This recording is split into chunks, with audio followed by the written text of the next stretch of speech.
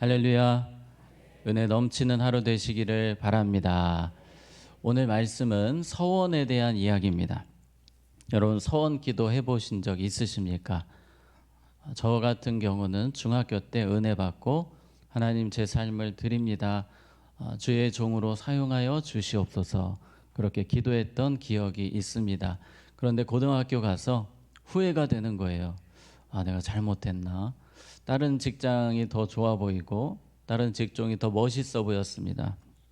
고민했고 또 기도하면서 확신을 얻어서 다시 고3 때 마음을 잡고 신학교로 오게 되었습니다. 이 신학교에 와 보니까 많은 학생들, 많은 친구들이 서원 기도를 하고 왔더라고요. 또 그 중에는 어머니가 서원 기도를 하셔서 아버지가 서원 기도를 하셔서 신학교에 온 친구도 있었고, 내가 이 신학교를 계속 다녀야 될지 말아야 될지 먼 산을 보면서 후회하고 한탄하는 그런 학생도 있었고, 또 중간에 신학교를 그만두고 가는 학생들도 있었습니다. 보통 이 서원 기도를 하는 과정을 보게 되면 어떤 기도 응답, 하나님께 응답을 받기 위해서 서원 기도를 하기도 하고, 또 하나님 앞에 마음이 뜨거워서 주님 앞에 내 삶을 드리기 원합니다. 그런 마음으로 이 서원 기도를 하기도 합니다. 그런데 중요한 것은 뜨거운 마음 때문에 시작을 했지만, 그러나 시간이 지나고 그 뜨거운 마음이 사라지면서 또 후회하고 또 어려워하는 그런 일들도 있습니다. 오늘 서원에 대한 하나님의 마음, 하나님의 입장은 어떤지를 우리가 같이 보려고 합니다.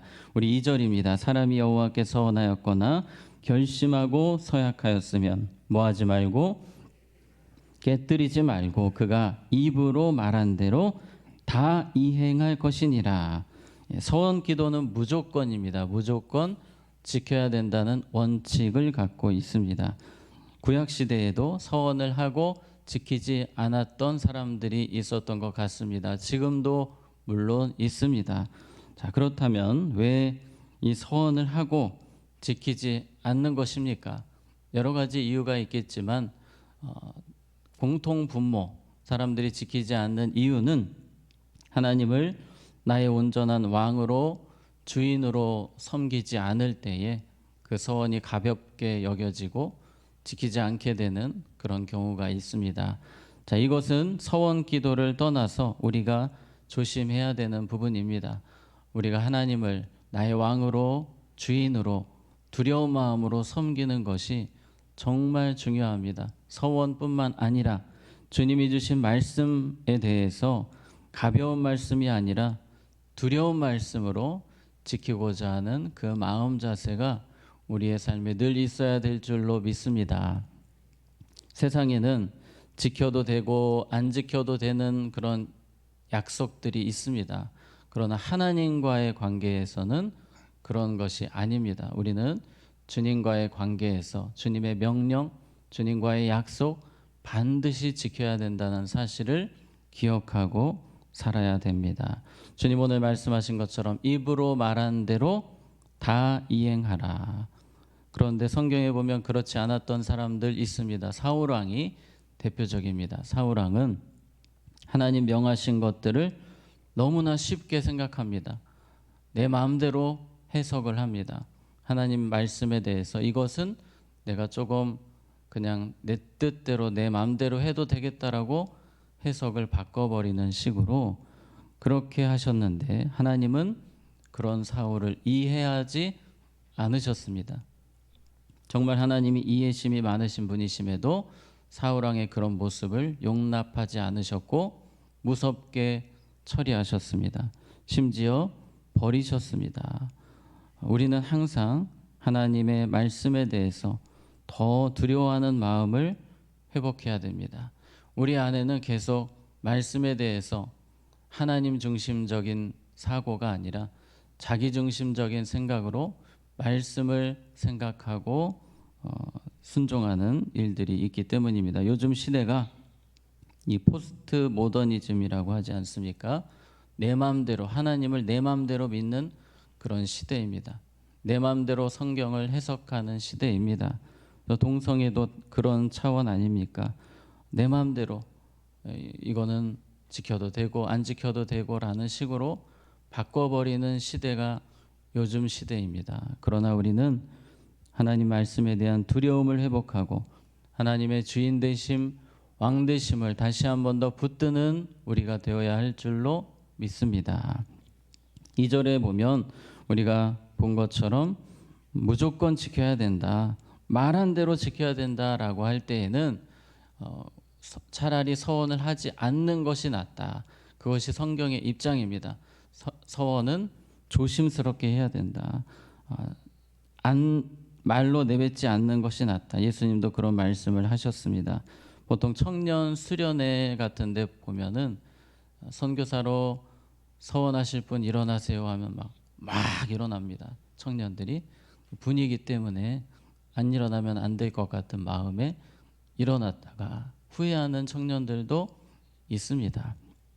우리가 어떤 서원 기도를 할 때에는 어떤 뜨거운 분위기, 그 잠깐의 뜨거움이 아니라 정말 고심하고 두려운 마음으로 해야 하는 것이 이 서원 기도다라는 사실을 기억하시기 바랍니다.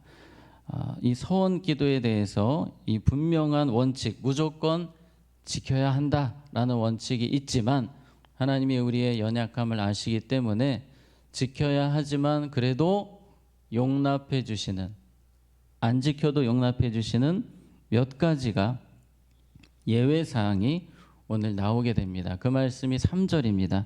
또 여자가 만일 어려서 그 아버지 집에 있을 때에 여호와께 서원한 일이나 스스로 결심하려고 한 일이 있다고 하자.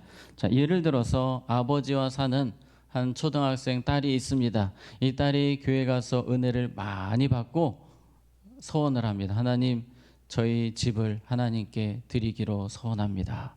그리고 집에 가서 아버지에게 말합니다. 아빠, 우리 집 문서 어디 있습니까? 제가 주님께 드리기로 서원했습니다. 그럼 아버지가 그 말을 듣고 뒷목 잡지 않겠습니까? 그런데 오늘 이 부분에 대해서 5절에 그러나 그의 아버지가 그것을 듣는 날에 뭐하지 아니하면, 허락하지 아니하면 그의 서원과 결심한 서약을 이루지 못할 것이니 그의 아버지가 허락하지 아니하였은즉 여호와께서 사하시리라. 아멘. 아버지가 이 어린 자녀들, 부모 밑에 있는 자녀들은 때로 이 판단력이 흐려서 잘못 섣부른 서원을 할 수도 있음을 주님이 아시기 때문에 이 부분을, 이러한 연약함을 하나님이 아시고 참작을 해주시는 것입니다. 하나님은 기계적으로 무조건 이거 접수되었으니까 번복하면 안 된다가 아니고 인간의 연약함을 아시고 부족함을 아시고 이런 부분들을 참작하게 하셨습니다. 우리는 이 부분을 보면서 한 가지를 더 생각해 볼 수 있습니다. 하나님께서 부모의 권위를 아주 중요하게 생각하신다는 것입니다.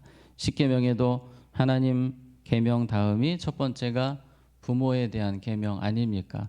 그만큼 하나님은 이 부모의 권위, 부모의 존재를 귀하게 여기시는 분이십니다. 요즘 시대가 어떻습니까? 우리 자녀들이 정말 폐륜 범죄도 때로 일어나는 것을 봅니다. 부모의 권위가 떨어지는 시대입니다.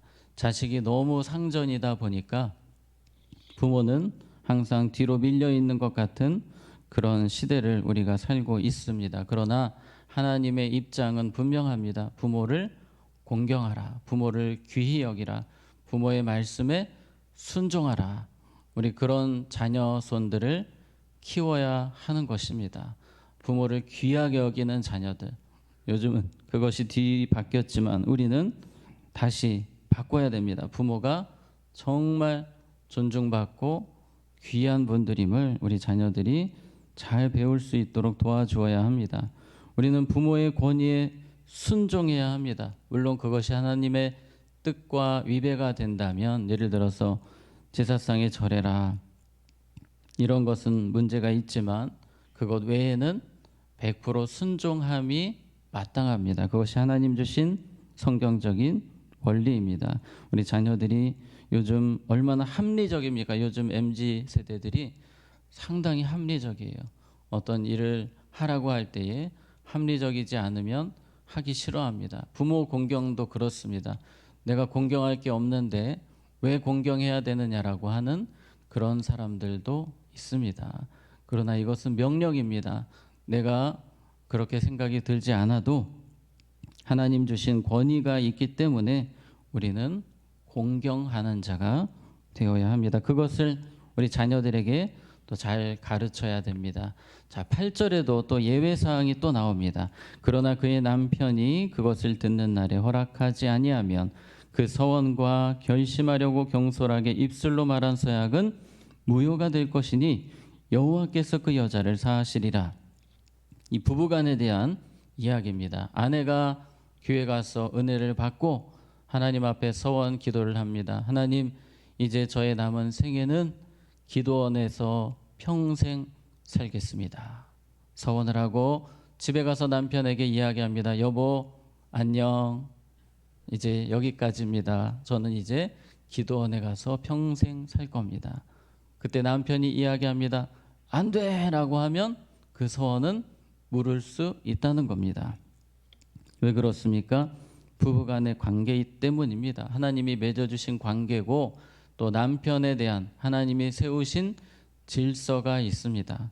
남편이 조금 부족하다 할지라도 하나님이 남편과 아내 사이에 주신 이 가장을 향한 하나님 주신 질서가 있기 때문에 이 부분을 하나님이 인정해 주시는 겁니다. 또 어떤 조금 드센 분들은 그렇게 이야기할 수 있습니다. 당신은 빠져. 이건 나랑 하나님과의 관계야 라고 할 수 있지만 하나님은 남편에게 그러한 또 권위를 주셨다는 것을, 질서를 주셨다는 것을 우리가 생각하게 됩니다. 15절입니다. 그러나 그의 남편이 들은 지 얼마 후에 그것을 무효하게 하면 그가 아내의 죄를 담당할 것이니라. 조금은 난해 구절 같은 이야기입니다. 방금 전까지는 남편이 그것을 물을 수 있다라고 했는데 또 그 죄의 책임을 가져가야 된다. 남편이 그걸 책임져야 된다라는 겁니다. 어떤 이야기냐면요. 남편이 권위를 잘못 휘두르는 것에 대한 경고의 말씀입니다. 남편에게 하나님께서 주신 권위가 있고 질서가 있지만 그에 마땅한 책임도 있다는 겁니다.